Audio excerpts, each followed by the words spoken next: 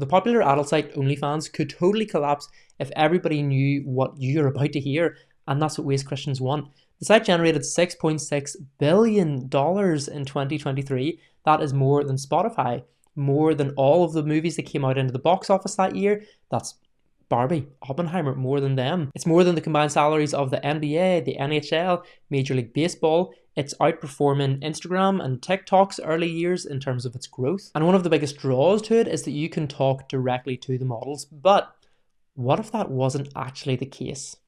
Let me show you something from a former insider who was interviewed by Lecrae that will honestly blow your mind. This is Victoria Sinis. This is a really great interview. I would really recommend you checking it out. But this little bit I wanted to show to you, so let me just play it. So this comes back into, you know how we were saying about, so we had these things called chatters. Do you know what chatters are?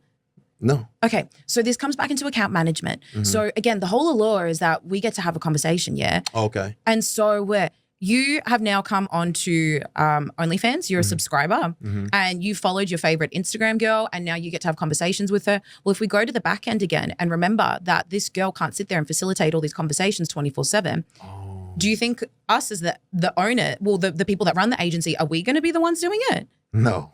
This is, it seems so obvious that if somebody has 100,000 followers on OnlyFans, I don't really know how it works, but if somebody has 100,000 followers and you're talking to them, you're probably not talking to them, but it blinds you to that reality. So we'll keep listening because the reality is even more shocking. No. So we offset that and we hire people from, ours were from the Philippines. And so it's cheap labor. So it's people that you pay like $1 to $5 an hour, and their role, that's why you have the questionnaire, because the questionnaire turns into a brief, and then that brief is of the girl, and you give that to the chatter, and a chatter is someone that it's a commission job, and they'll pretend to be 4 to 5 girls, and they're just sexting men for 6 to 7 days a week, 12 to 14 hour days, trying to make as much money off them as possible in this thing called the girlfriend experience, and that's what we would train them in. Woo. Yeah. So my brain is... I know. So on one hand, Mr. Smith thinks he's chatting with this bombshell on the platform, but really it's some dude in the Philippines. Some dude in the Philippines smoking a cigarette. Yeah. It's crazy. Yo, that is wild. That is wild. But if that is the draw of OnlyFans, and that's not actually the reality, then, oh, sheesh, if everybody knew that, the site would close down. And I think that is actually a really great picture for what porn is, that it promises you one thing, but actually the reality is totally different. So it promises that you are getting intimacy, you're getting satisfaction, that this is your need, but really it's killing you. It's slowly starving you of the ability to actually enjoy and experience real intimacy and satisfaction. It's sort of like drinking salt water, that whenever you're really, really thirsty, you see some water, you drink it. Salt water is only going to make you more thirsty, but it doesn't necessarily...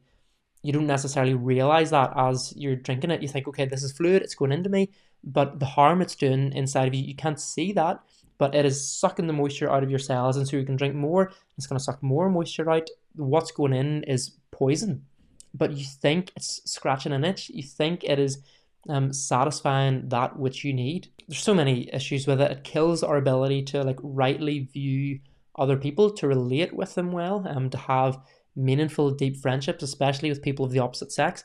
And it just sort of reduces people to like animals with these base urges and needs, no self-control, no thought to consequences. And it makes me think of the serpent in Genesis chapter 3, more crafty than any other beast of the field.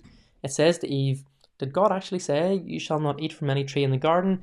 Eve's like, oh yeah, and Eve sort of sacks it in terms of like quoting God. That she, in fairness to her, she wasn't created whenever God said, yo, Adam, you can surely eat from any tree in the garden, but you can't eat from that one, because the day you eat of it, you'll surely die. So whether Eve got it wrong or whether Adam had taught it to her wrong, there's a cool thought in there, I think, about like adding to scripture, making laws that help you follow the other laws. Eve said, I can't eat from that, and I can't even touch it.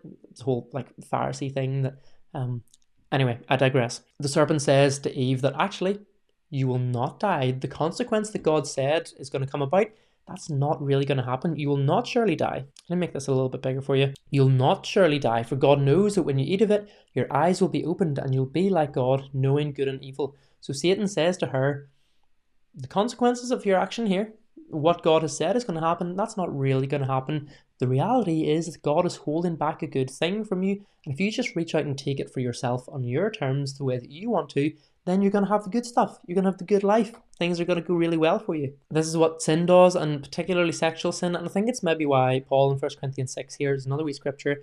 Paul says, flee from sexual immorality, because every other sin a person commits is outside his body, but the sexually immoral person sins against his own body. Like, you yourself become the victim whenever you sin sexually.